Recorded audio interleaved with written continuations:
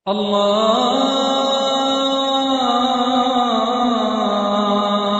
أكبر الله أكبر الله أكبر الله أكبر.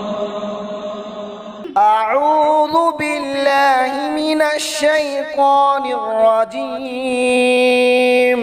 بسم الله الرحمن الرحيم. الطلاق مرتان فإمساك بمعروف أو تسريح بإحسان ولا يحل لكم أن تأخذوا مما آتيتموهن شيئا إلا أن يخافا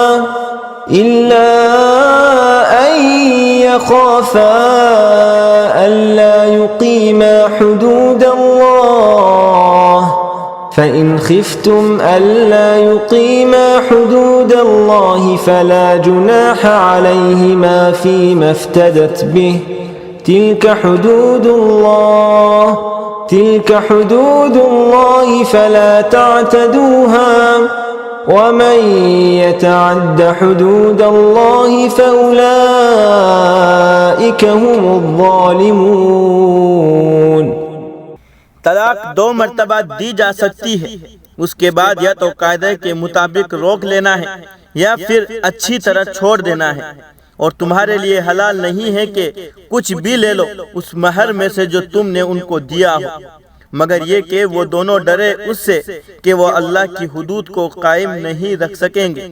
फिर अगर तुम डरो कि वो दोनों अल्लाह की हुदूद को कायम नहीं रख सकेंगे तो उन दोनों पर कोई गुनाह नहीं है उसमें कि औरत फिदिया देकर सुलह कर ले। यह अल्लाह की हुदूद है, तो उनसे आगे मत बढ़ो, और जो अल्लाह की हुदूद से आगे बढ़ेगा तो यही लोग जालिम हैं। فإن طلقها فلا تحل له من بعد حتى تنكح زوجا غيره، فإن طلقها فلا جناح عليهما أن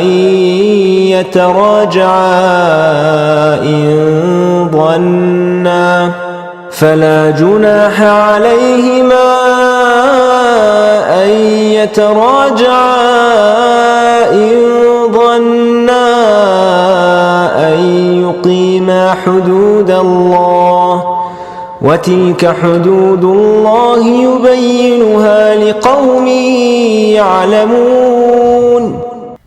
फिर अगर मर्द बीवी को तीसरी तलाक दे दे तो फिर वो औरत मर्द के लिए हलाल नहीं है। उसके बाद यहाँ तक कि वो औरत उसके अलावा किसी दूसरे शोहर से निकाह कर ले।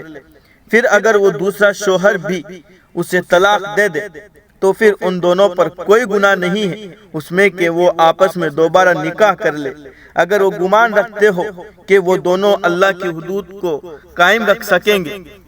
और ये अल्लाह की हुदूद है जिनको अल्लाह बयान करते हैं ऐसी कौम के लिए जो जानती है।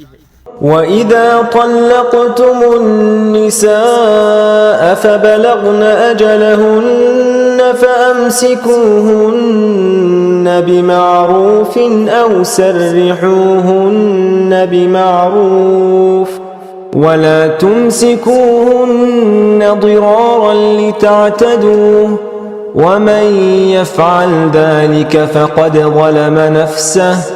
وَلَا تَتَّخِذُوا آيَاتِ اللَّهِ هُزُوًا واذكروا نعمة الله عليكم وما أنزل عليكم من الكتاب والحكمة يعظكم به